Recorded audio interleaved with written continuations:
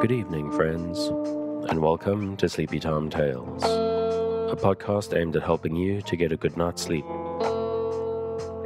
Do you find your mind troubled with the stresses of modern life, especially when the lights are out and you're trying to get a restful night? Does your spinning mind keep you awake? Follow my voice down the path towards a good night's rest. Listen to me tell a story that will keep your mind from wandering to your daytime problems. The ones you can't solve right now and will be easier to solve while rested. Listen to my voice and allow yourself to drift, following the twists and turns of the story, but slowly letting go and drifting into sleep. Let my voice wash over you at a comfortable volume and allow yourself to be distracted from the stresses and worries that play in your mind. Whether you need help falling asleep or going back to sleep in the middle of the night, you can trust me to keep you company and help you to wake up tomorrow in a rested state.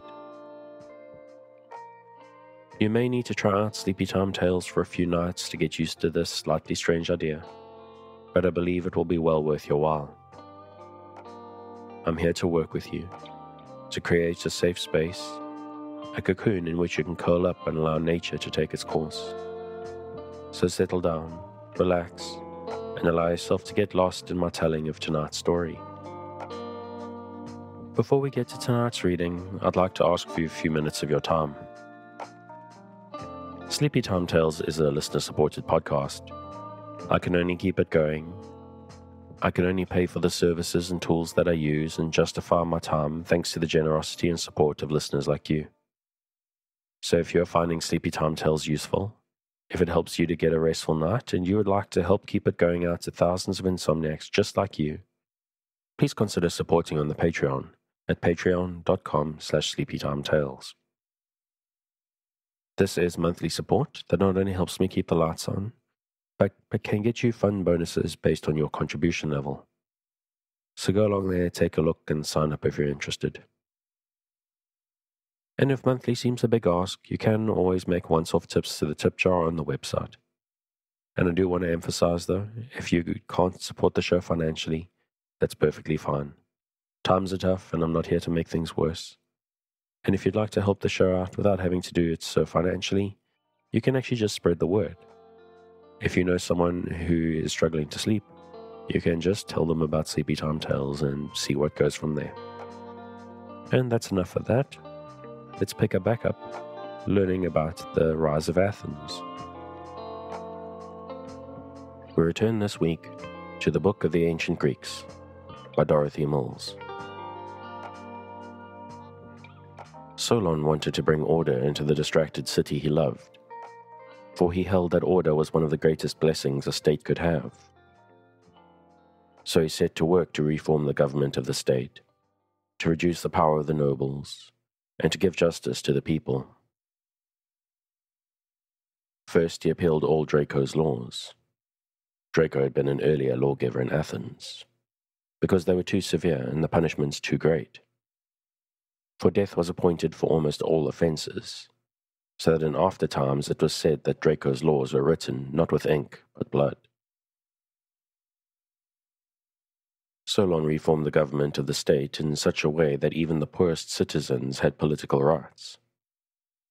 They could not all be archons, but Athens, like Sparta and other Greek states, had her general assembly of the people, and they could all vote at this, and they could all take part in electing the magistrates.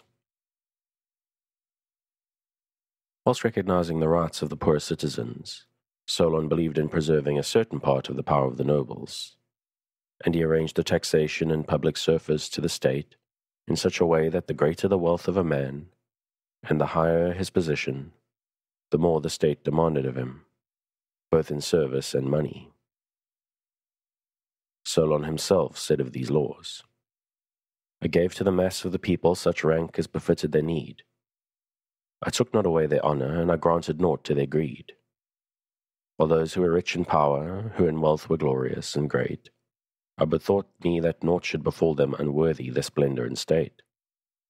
So I stood with my shield outstretched, and both were safe in its sight, and I would not that either should triumph, when the triumph was not with the right." Solon did not please everyone with his laws.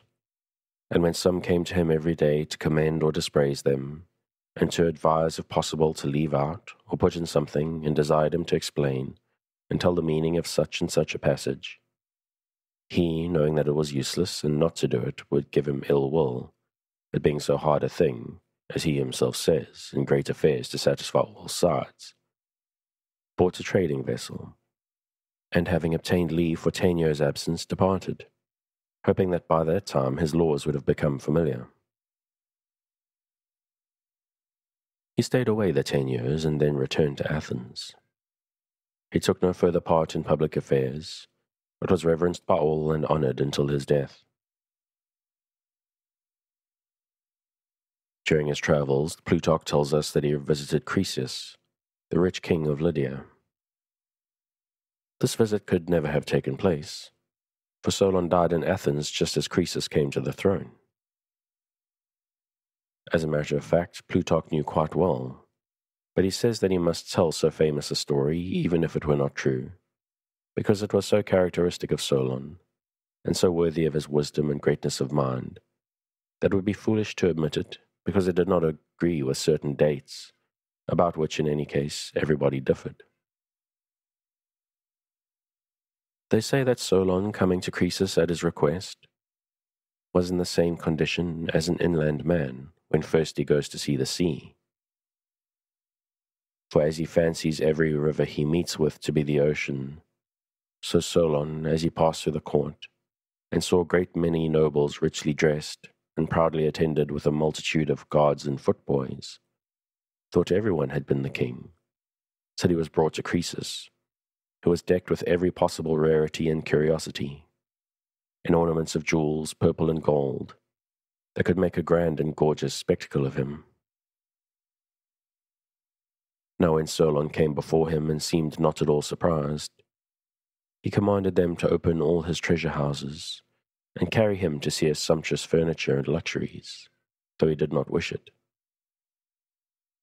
And when he returned from viewing all, Croesus asked if he had ever known a happier man than he. And when Solon answered that he had known one, Tellus, a fellow citizen of his own, and told him that this Tellus had been an honest man, had had good children, a competent estate, and died bravely in battle for his country, Croesus took him for an ill-bred fellow and a fool. He asked him, however, again, if besides Tellus he had known any other man more happy. And Solon replying, Yes, 2 men who were loving brothers, and extremely dutiful sons to their mother.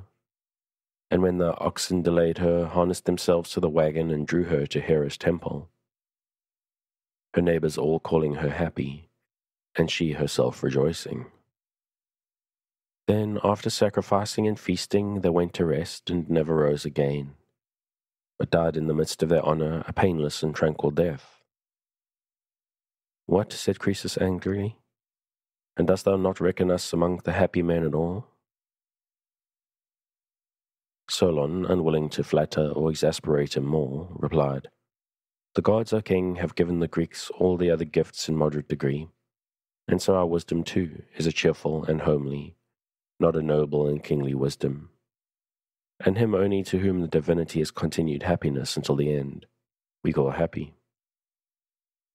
The story is not only characteristic of Solon, but of the Greek spirit.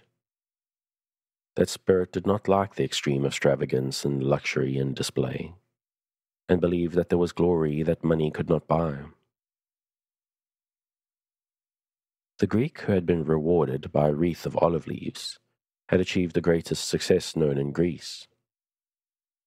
This was once told to a noble who had come with the Persian king to invade Greece, and when he heard it, he exclaimed to the king, What kind of men are these against whom thou hast brought us to fight, who can make their contest not for money but for honor? That was the spirit of Greece. Section 4. The Tyrants. Athens did not attain her political freedom without a struggle. She passed from the rule of one man, the king, to the rule of the few, the oligarchy, and then through the legislation of Solon to the rule of many, the people. But during this period of change, attempts were made from time to time by powerful leaders to get the rule entirely into their own hands. These leaders who wanted to seize the power and rule alone were called by the Greeks tyrants. There was always the danger that such a ruler, with no authority in the state to control him, would become harsh and oppressive. But this was not always the case. Though the rule of one man alone is never the best kind of rule, some of the Greek tyrants made a real contribution to the states they governed. They were generally well-educated men who encouraged art and literature. They were always ambitious men, and they often dreamed of extending their power beyond the limits of their own state. And though it was a purely personal and selfish ambition, the efforts at realizing it brought the Greeks into contact with things which had hitherto lain beyond their horizon. For in the age of the tyrants, no Greek had yet dreamed dreams or seen visions of empire.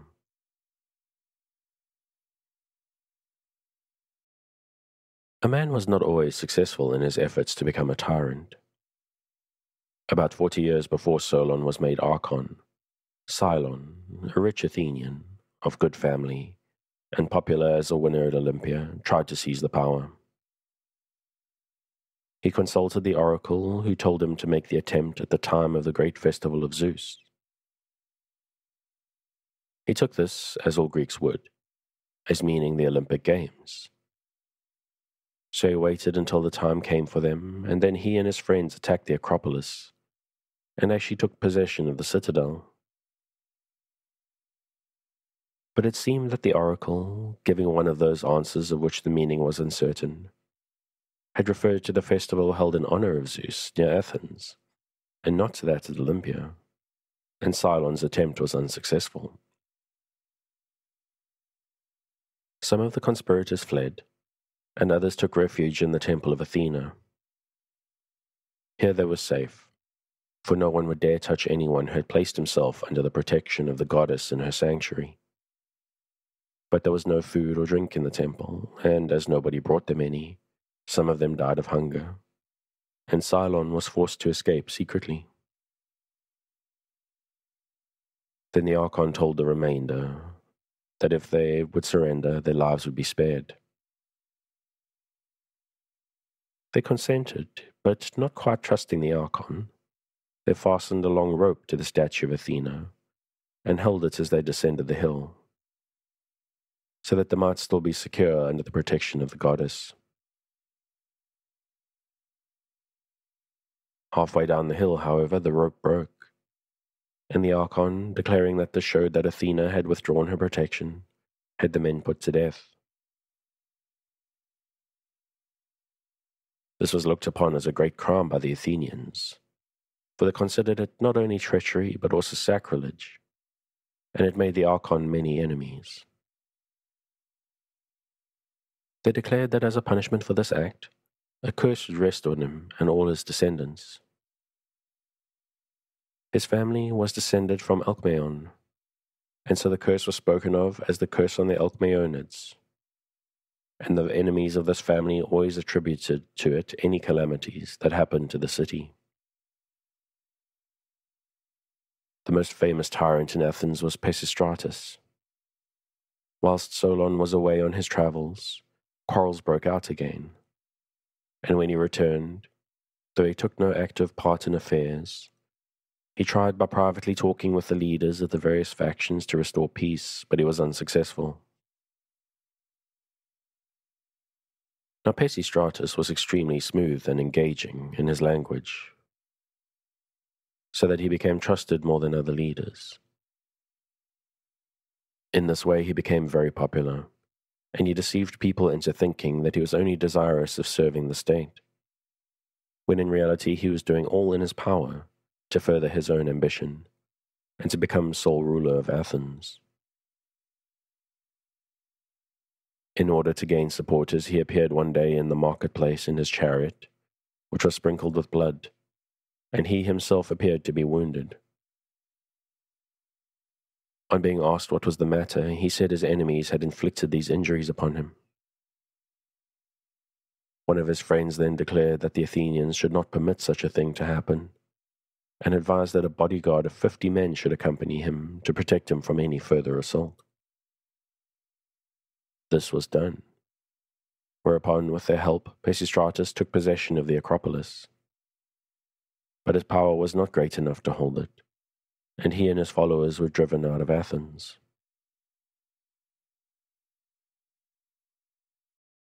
Pisistratus soon returned, however, having thought of a curious plot by which he might deceive the Athenians into believing it to be the will of the gods that he should rule. During a festival accompanied by a large number of youths, he entered Athens in his chariot, and at his side stood a tall and beautiful woman, dressed as Athena herself, and carrying a shield and a spear. The people shouted that the goddess herself had come from Olympus to show her favor to Pisistratus, and he was received as tyrant. But again he was driven out by his enemies. He stayed away 10 years, and then once more he collected an army and advanced on Athens. Once more he was successful and entered the city.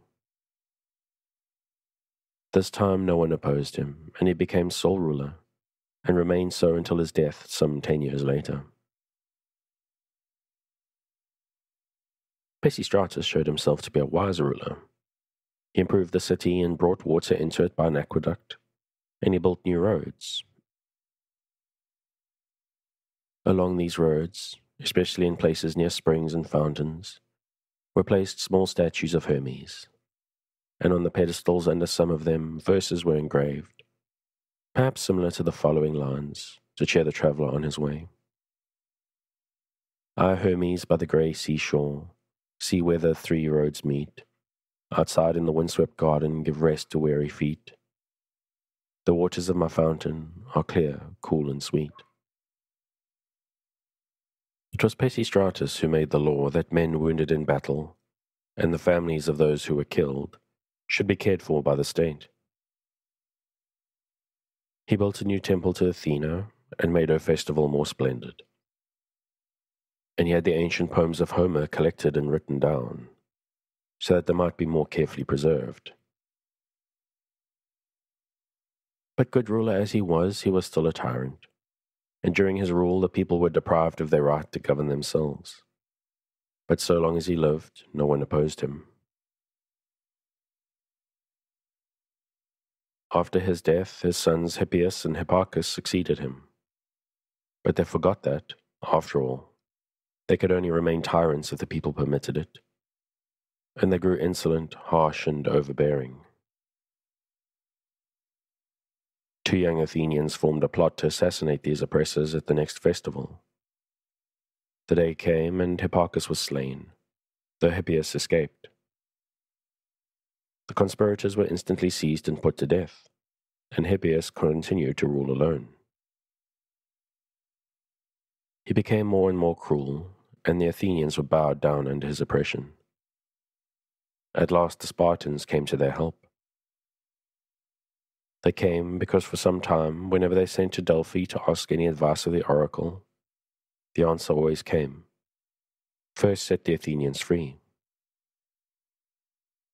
With this help, Hippias was driven out and sent into exile. Athens was free. The rule of the tyrants was over, and Athens was once more able to rule herself, to become the state of which, when it was asked, what shepherd rules and lords it o'er the people, the answer could be given: of no man are they called the slaves or subjects. Chapter 7. Greek Colonies. Section 1. The founding of a colony. The Greeks were a seafaring people, and they were an adventurous people. Their own land was small, but the islands of the Aegean formed stepping stones, as it were, to the coast of Asia Minor, and the Aegean world is very familiar to the Greek sailor. Greek galleys were found in most ports, and the Greek trader became a formidable rival of the Phoenician. As they sailed from island to island and on to the mainland, the Greeks came to realize that some of these places would make suitable homes, and by degrees they began to colonize them. That is to say, parties of settlers went from their mother cities to found new homes overseas. Pioneers, adventurous explorers had always gone out first and brought back reports of the new land. A suitable site required a good water supply and fertile land where corn could be grown and the vine and the olive cultivated. The settlers needed timber from which they could build their ships, and of course a good harbor was necessary. They also hoped to find friendly natives who would help them in their farm work, and who would in no way oppose them or interfere with their plans. The natives must have looked with eyes of wonder upon the newly arrived Greeks. Most of them had never seen men of this kind before. The only foreign traders they knew were the Phoenicians, and they came only to trade, to exploit the people and to exhaust the resources of the place in order to gain gold. They knew only these greedy merchantmen with countless swords and black ships. But these newcomers were different. A Greek poet had described this Greek adventure over the sea, and the wonder of those who received the strangers. A flash of the foam, a flash of the foam, a wave on the oar-blade welling, and out they passed to the heart of the blue, a chariot shell that the wild waves drew. Is it for passion of gold they come, or pride to make great their dwelling?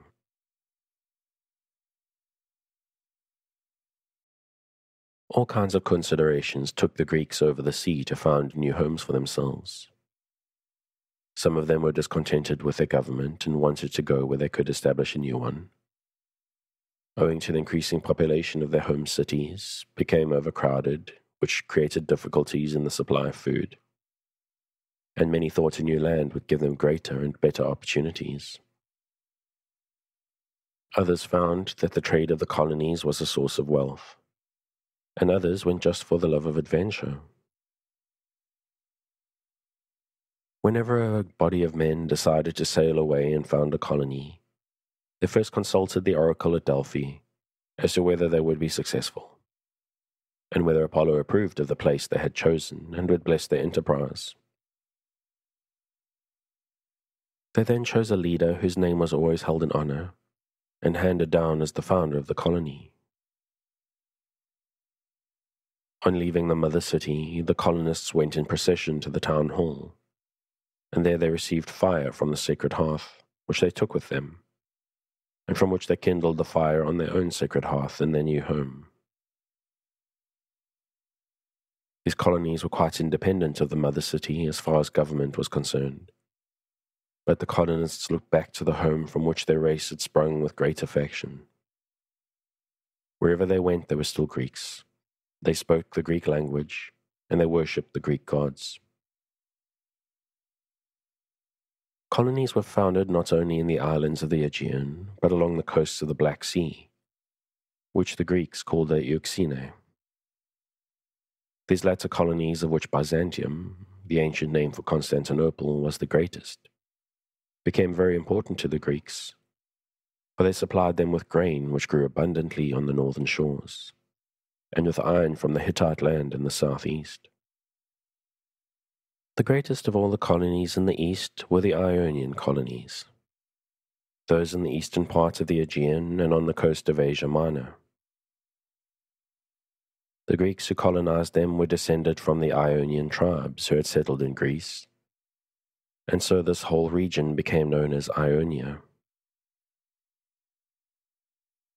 Herodotus tells us that the Ionians had the fortune to build their cities in the most favorable position for climate and seasons of any men whom we know. Miletus was the greatest of the Ionian cities, and had developed a very rich civilization some time before the great days of Athens.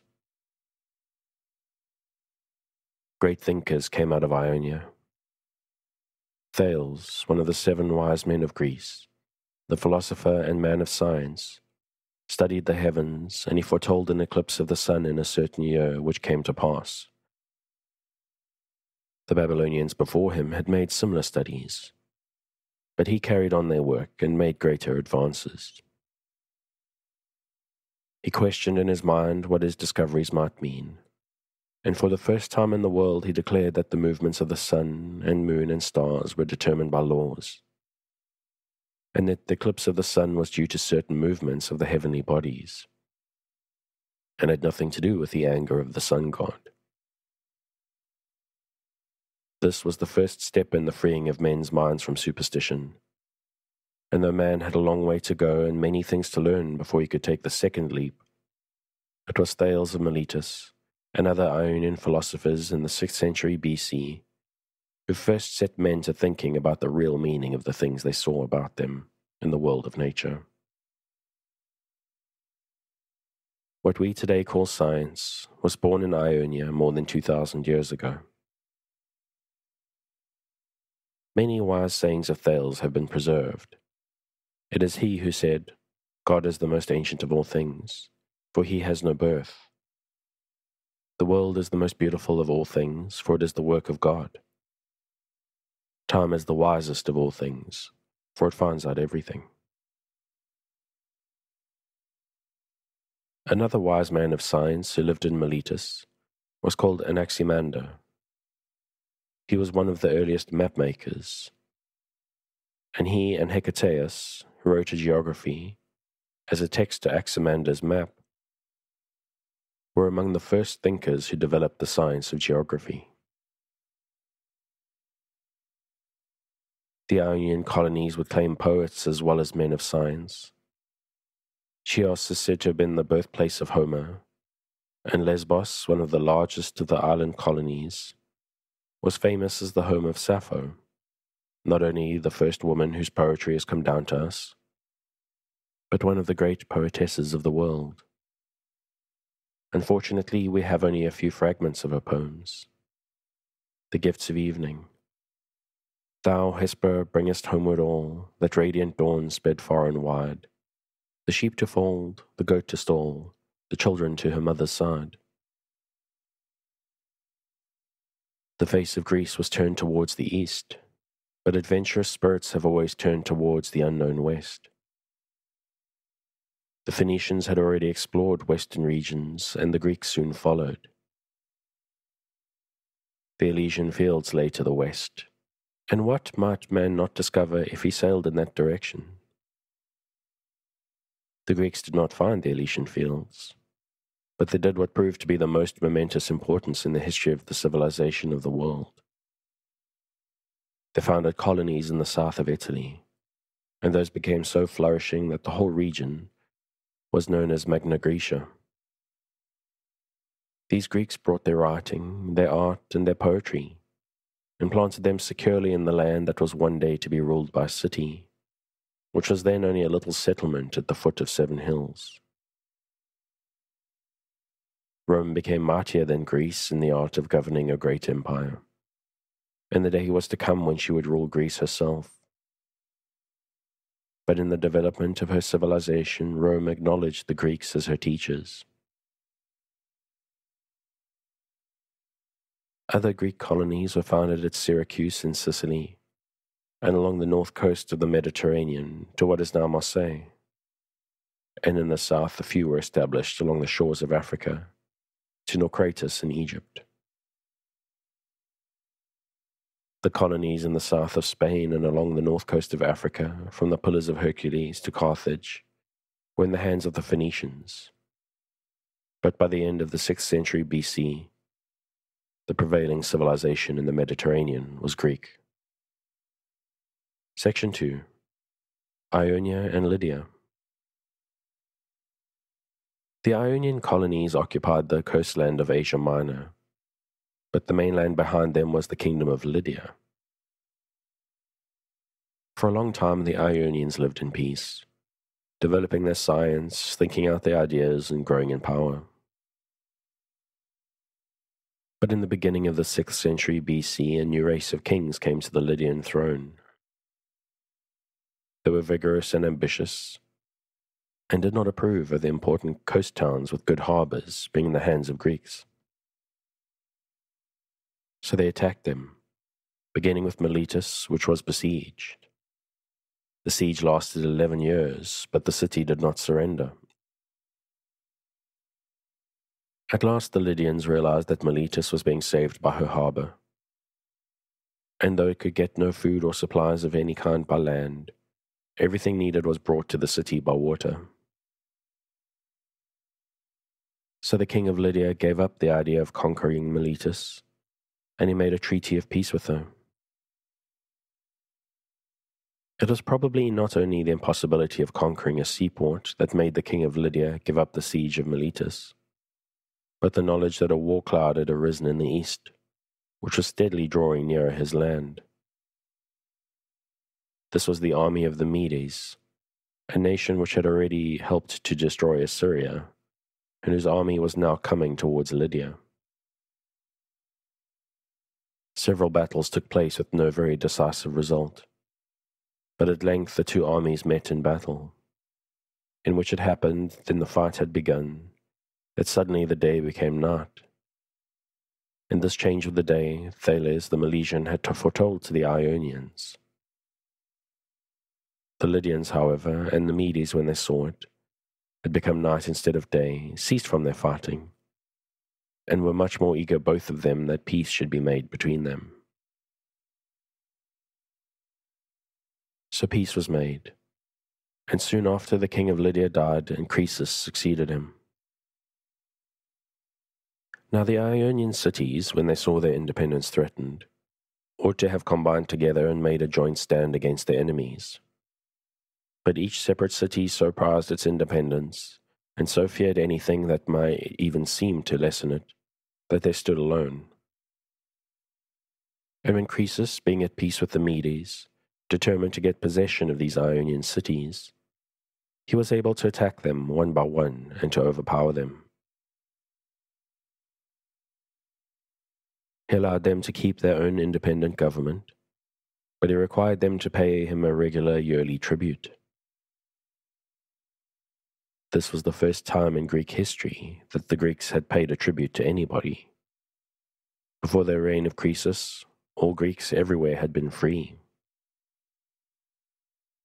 Croesus left a certain amount of independence to Ionian cities because of his admiration for the Greeks and their civilization. He sent rich and splendid gifts to Apollo, and in return was made a citizen of Delphi. And at the Pythian Games, his envoys were given special seats of honor. By this time Cyrus, the Mede, had become king of Persia, and Croesus watched his increasing power with great anxiety. He saw that war was bound to come, so he sent a message to the oracle at Delphi asking if he should march against the Persians. What Herodotus called a deceitful answer came back, that if he crossed the river Halys, a great empire would be destroyed. Thinking, of course, that this meant the destruction of the Persian Empire, Croesus crossed the river and met Cyrus in battle. Now the Lydians were famous for their horses, and horsemen were an important part of their army. Cyrus knew this, so he thought of a plan whereby he might defeat them. He ordered all the camels which were in the rear of his army, carrying the provisions and baggage, to be unloaded, and the camels brought to the front, and their well-armed men were mounted on them. He did this because the horse has a fear of the camel, and cannot endure either to see his form or to scent his smell. And so soon as the horses scented the camels and saw them, they galloped away to the rear, and the hopes of Croesus were at once brought to naught. The Lydians were defeated and withdrew into Sardis, the capital. But after a short siege, Cyrus took the city, and Croesus lost his kingdom. He did not want to fall into the hands of the Persians, so he had a great pyre erected, and after pouring out a libation to the gods, he mounted it, and bade his slave set it on fire that he might perish in the flames, rather than fall alive into the hands of his conqueror. But suddenly clouds arose in the sky and rain fell, extinguishing the flames. It was thought that this must be the doing of Apollo, to whom Croesus had always shown much honor. And hearing of it, Cyrus commanded that he should be taken down from the pyre and brought into his presence. Croesus, he asked him, "What man was it who persuaded thee to march upon my land, and so to become an enemy to me instead of a friend?" And Croesus answered, "O king, that I did this was to your gain and my loss, and the fault lies with the gods of the Hellenes who led me to march against you with my army. For no one is so senseless as to choose of his own will war rather than peace, since in peace the sons bury their fathers, but in war the fathers bury their sons. It was the will, I suppose, of the gods that these things should come to pass thus." Lydia was now added to the Persian Empire, and only the Ionian cities were still independent. But even in the face of the great danger from Persia, they did not unite, and by one, Cyrus conquered them until Ionia had been reduced to subjection. And when the cities on the mainland had been conquered, then the Ionians in the islands, being struck with fear by these things, gave themselves to Cyrus, who, passing over the upper parts of Asia, subdued every nation, passing over none. And thus it came about that the Greeks who lived in Asia lost their independence and became subject to the great king of Persia. And with the ending of the Greek colonies in Asia Minor, I'm going to end tonight's reading. If you'd like to pick up where I'm leaving off, as always, you can find the original on Project Gutenberg at the link in the show notes. Thanks again for joining me on this episode of Sleepytime Tales, the podcast designed around a bedtime story to help you to get a restful night. New episodes were released every Sunday night to give you something fresh to help you rest in a new week. But make sure to follow or subscribe in whatever service you use so that you get your new episodes whenever they come out. Good night and sweet dreams.